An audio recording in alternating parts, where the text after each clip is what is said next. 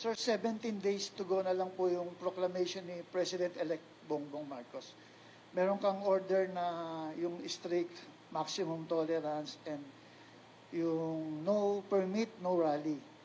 Ngayon, sir, gagawin sa National Museum. Malapit yun, sir, sa Menjola and Liwasang Bonifacio, which are the usual places na doon po sila nagrarally. Anong stand po ng PNP sa ngayon po?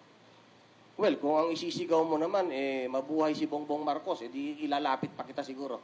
Wala tayong problema ron. Okay?